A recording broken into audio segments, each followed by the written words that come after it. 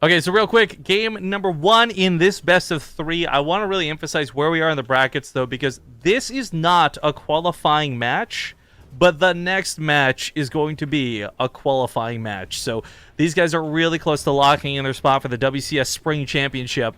I guess we kind of talked about this before, but to bring it back before we do the intros, Nurchio and some other players already qualified through, and it's kind of easy to forget that. That's why they didn't show up today. A lot of people have been asking, like, where's Snoot, where's Nurchio?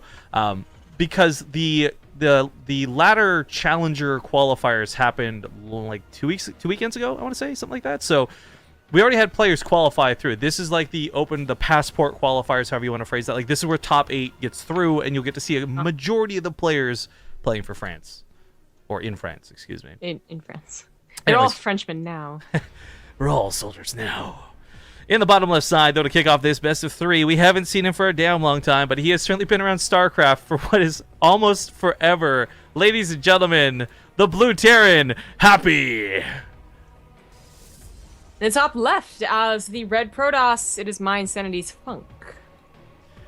Now, we just got to see FunK's TVP in one example of a best of 3. We didn't get to see the full best of 3, but to take that map toe-to-toe, to thwart so much of Bunny's aggression, like, without a doubt, I know FunK. I can say FunK knows what he's doing. My question, though, goes back to Happy, because back in Heart of the Swarm, this was Happy's best matchup, and TVT was, but Happy was like king of TVP. He was the one who like really made Ghosts and Vikings a big deal. Oh, this is cute. I'll talk about this in a second. But that strategy doesn't work so hot anymore. Not at least just massing the two of them. Yeah, no.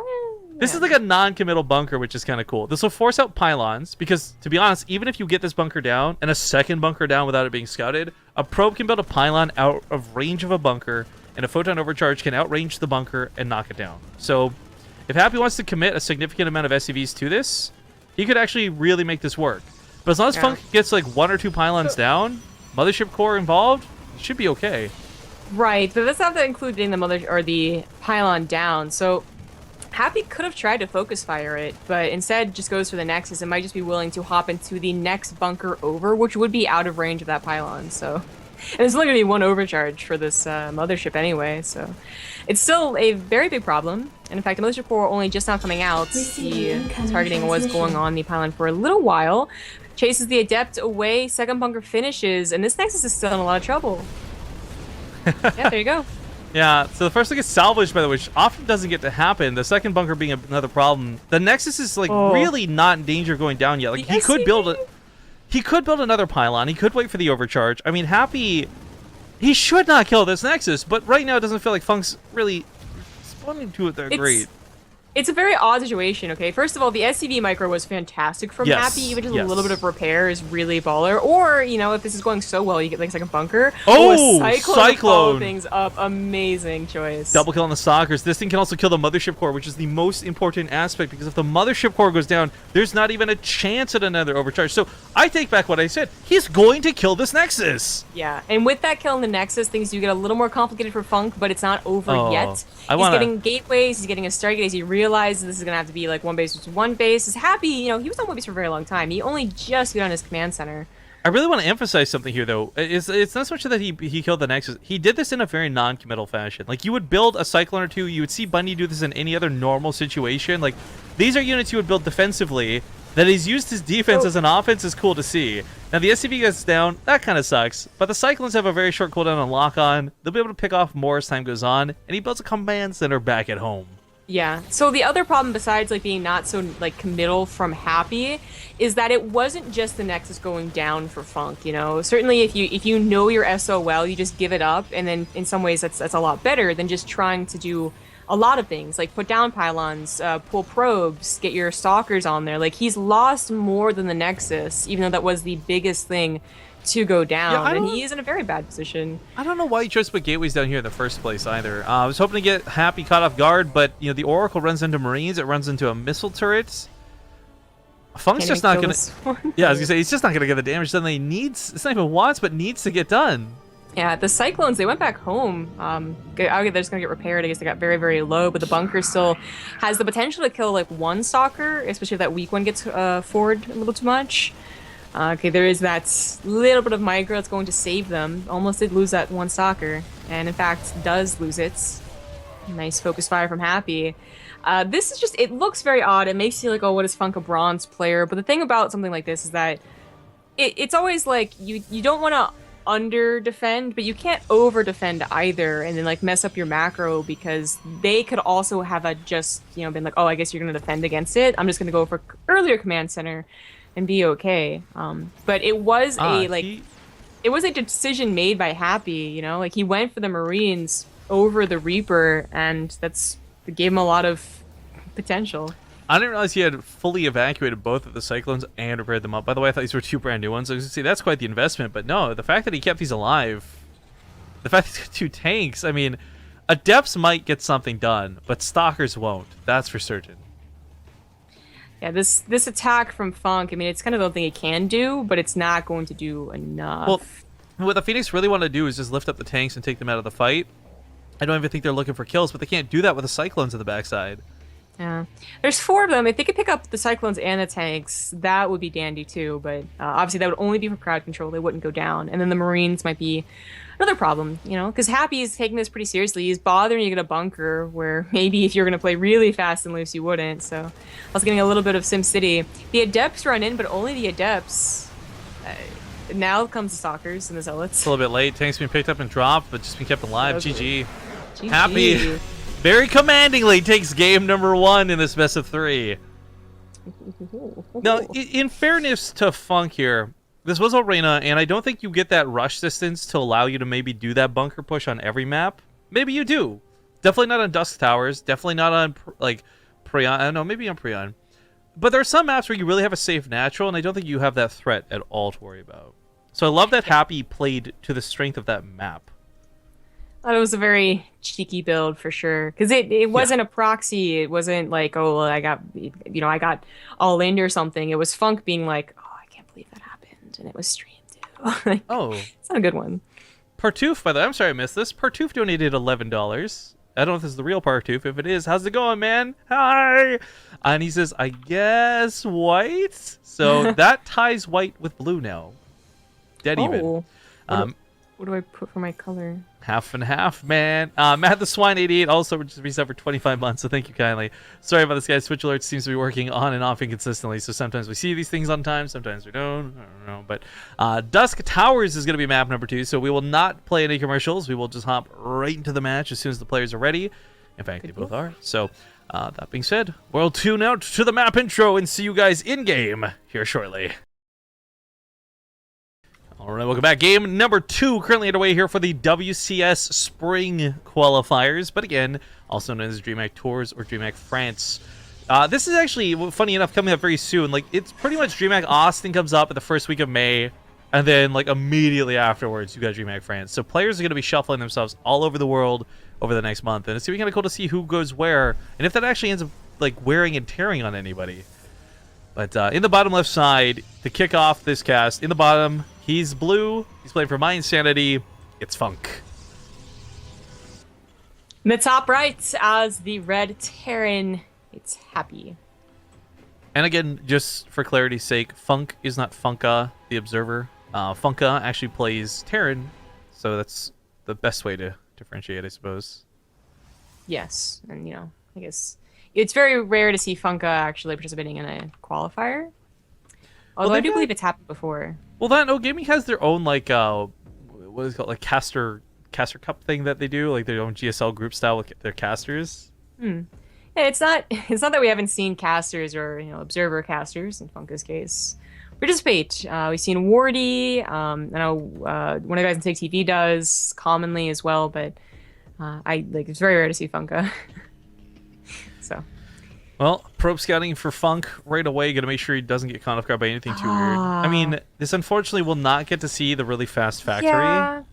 You know, though, it's already so suspicious to have someone throw down a supply depot, a second supply depot rather. So right. it should be kind of obvious. Context here being that if you throw down that second supply depot, you just simply don't have the money to put down a command center. So you know already right off the bat the command center is delayed, and likely it's not delayed because he wants to take it later. It's because they built something else they're hiding. Yeah, exactly. It's very unlikely they were like, oh, I need to save him from scouting my expansion. So, the question though is, and this would have happened whether or not the probe got in, is what comes out of the factory in the starport. Does he have a second gas? Would have been the most important thing for the probe to scout, which Happy doesn't. He's going for a one-base Woodamine drop, which is a little curious to see on Dusk Towers, with it being such a macro map and a pretty big one too. And with, it being scouted, quote unquote, like FunK should have some defenses against this. Now, the Stargate defense can be beautiful, and it can also be really bad sometimes. So if you find the medevac with your Phoenix, then just kill it and lift up the Woodamines and you're fine, you're no problem. But if the Phoenix misses it for even like 5 seconds, then the Woodamine burrows and you still don't have detection. You gotta wait for the Oracle to come out. You gotta hope the Woodamines aren't too far apart. The Oracle can actually cast Revelation on both of them, and it also, has the Marines with it. And the Marines can be a problem as well. You'll see sometimes Terrans just go in between pylons and take down the Stalker or the Phoenix that's chasing it. So, just a quick note, because I guess the way I had phrased this did confuse some people. I thought I had made it clear in the game 1, but perhaps not game 2. This is not a qualifying match. This is one actually series away from the qualifying match, so the winner of this goes on to play their qualifying game. Overall, this is a qualifier tournament, though. Just to make that perfectly clear, and hopefully nobody is confused by it. Anyways, the medevac coming across the map with the Widowmine is not going to get the sickest timing for a scout that you would normally see, but I don't think he's looking for information. He's looking for damage, what with the 6 Marines accompanying it. Mm-hmm. And just unloading right in the face of FunK here. Just going to go up the ramp. Like, usually the one place where Protoss always has a pylon, but in this case, he was anticipating, something in the mineral line, so everything is back there. But Happy's just going to, I guess, stay here. He saw the intention of taking a third, so figures denying that is still damage. Squatters' rights. Yeah, something like that. This could be dangerous because, the FunK is still getting units. He wasn't entirely dependent on putting a third Nexus down. So he's got to make sure not to overstay his welcome, basically. But Happy behind this is going for a double command center. So, 3 pretty damn quick, and with that, despite going for a much slower second command center, is going to have a much faster third. Even if it's pushed back right now, the Nexus would still have to finish. That Widowmine's going to get a fantastic hit, by the way. Hits everything in the sky. This lets him focus down that Oracle immediately. Tries to go for the Phoenix, can't quite do it. Scoops up to walk away, but when he unloads on the other side of this, he can certainly focus down that Phoenix. If he can unload. That timing on the Widowmine, it was so close to death. It actually got the shot off, but it was also picked up. That was clutch Widowmine. So that was a really good drop overall, considering that behind this he got greed, and he should be getting away with the greed too. Right, actually, that's a great point, because I was just going to talk about the resources lost, but it's even better. The fact that he got away with a third command center, the fact that he got away with not having to build the add-ons and get the barracks up like ASAP. Happy is actually in a pretty damn fantastic spot, because on top of all of that, the icing on the cake is that third was only just recently placed down as well. Mm-hmm. That's so cool to see. Yeah. It's a situation that I feel Terrans don't usually get. It's gonna be a little bit of bias here. I'm hardly just gonna say it, but a lot of times I feel like Terrans are the ones that they're dealing with the Protoss Stalker attack or the Adept with the Warp Prism, and they're like, well, I dealt with that, so I should be good, right? And then they look and you have a third base saturated as the Protoss. I think every Terran's experienced that, and you're just like, oh, son of a bitch. It's finally the revenge. FunK's like, oh, I finally dealt with that Widowmine drop. Oh, son of a third command center? Damn it. Son of a gosh darn it. Son of a son. Exactly. The one, I guess, upside is that, there's no drops on the way, so you don't have to worry about further aggression. I guess wouldn't that literally be a grandson if you were Crank style son of a son? Son of a son, yes it is. You no good grandson! Visit me more! Worth noting, we actually have air upgrades. This means we're probably going to see a few more Phoenix than 5, and that's fine, but when we talk about what Phoenix can lead into, Mass Phoenix obviously is not an option, but Mass Phoenix with Colossus, or I shouldn't say Mass Phoenix, but Phoenix Colossus is not a strategy that's really too terrible in my opinion. Still has some strengths in Legacy of the Void, but I don't know, really still runs into that roadblock that is Liberators at a point. That's a lot of gateways thrown at once. 9 gateways. Well, the +1 certainly is interesting. I'm still waiting to see what the ground support's going to be, though, more than just Resident Enclave's Adepts, but it might just be that. Phoenix goes down here, just a little passive from FunK. And Happy is well on his way to Liberators, apparently. So he's not going to try and push out with a big bio ball. He's not going to try and drop, especially with the Phoenix around. That makes sense. But he's just going to try and get to Liberators, the second factory, actually not bothering with the fusion core. So, I mean, I feel like this was an option, but we saw more and more people go for the tech lab and the fusion core. You can also just go for, like, more Liberators. And this also gives you the option of having double Liberator, double Medevac, so you don't have a bunny problem. I'm just gonna say it. I really don't like Happy SimCity. But I gotta say this: his SimCity is ugly. Well, yeah. Anyways, not the biggest deal because it has produced the adequate amount of units necessary to push. Now, this is going to be a bit awkward because he's not exactly up in supply nor upgrades coming into this. In fact, FunK's going to be the one that has the level 2 weapon upgrades. But this is so many Adepts, and it's not coming into a Marine army. Like, Marauders and a tank can actually contest this, I feel, to a decent extent. If he gets too scared of this, too, he can just pick up and walk away. Like, there's really... Oh, well, not anymore. Yeah. Widowmine actually splashes some of the medevacs, so that's going to suck. Very, very poorly, in fact, for Happy. So I'm surprised he gets away with anything. Yeah. Just a couple of medevacs. Pretty bad. And that would put FunK up 40 supply in army, and with upgrades as well. This is a very dangerous time for Happy. He's got to get back whenever he can. He's got to hope the Liberators will buy him a lot of time. He did take down a couple of Phoenix in that engagement, so the Liberators will survive a little bit longer, but they do have something to kill them. So he's trying to SimCity to make sure the Stalkers can't. The Adepts can't get through. Exactly, so the Adepts can't walk in the army, but it doesn't quite work. The bunkers aren't done. This is certainly scary coming into the fight. SCV's even getting pulled, and Happy, who for the first, 8 minutes of this game looked like he had dominance and control, is looking very shaky as we come here on minute 9. Mass Adepts are just tearing through everything, and Happy's supply is diminishing, but I guess there's no answer for those Liberators. The missile turret finishing was a really big deal. I mean, if the bunkers had finished, that would have been excellent as well, but the missile turret, I think, was what took out a lot of those Phoenix. Damn. And he holds. He holds and then some. Well, okay, so he holds, but he does lose some workers with this. So that's definitely got to be worth bringing up. But it doesn't leave him with a terrible amount. 50 SCVs, 3 bases? Mules are good? I think he's okay. Yeah, exactly. 50 is actually a perfectly acceptable amount when you consider mules. I mean, if FunK was on a 4th base and 67 probes, I'd be like, it's a little worrying. But he's not. This was a dedicated attack. Can't kill the Liberators. Way that Happy's was just a minute ago. He doesn't have enough Stalkers to kill the Liberators. He's picking them off, and he's not doing a bad job, but that costs him every single Adept he had. And FunK, who was up 20 supply, is now down 20 supply. Liberator's pretty good. Well, I mean, so is people who don't walk into Liberators. I don't know. I mean, I understood that first attack, and it looked so brazen, it looked like he could take it fine. But this follow-up, to transfer directly into the Liberators on top of the Marines, I don't think he had the numbers for it. So to do that in the first place seemed like a severe misjudgment. But either way, credit's got to go where it's due, and Happy holds. He wins the game, and he's going to take the series 2-0. Very well done. All right, this will send him to fight against a Zerg. The question is, which Zerg? As Bly and Lambo are currently playing a best of 3. The winners will play Happy versus, in a qualifying match, because it is going to be top 4 from the winners. Other potential matchups are going to be Vortex, who beats Votfinic, against Sword of Zanster. Clem or Guru, most likely got to be Guru, versus Eutherma or Mini Razor. And then Daishi versus either Mana or Strange. Ooh, Daishi and Mana could be good too. Ooh, I don't know which I want more. TVP or TVZ. They're all really good players. I have no preference.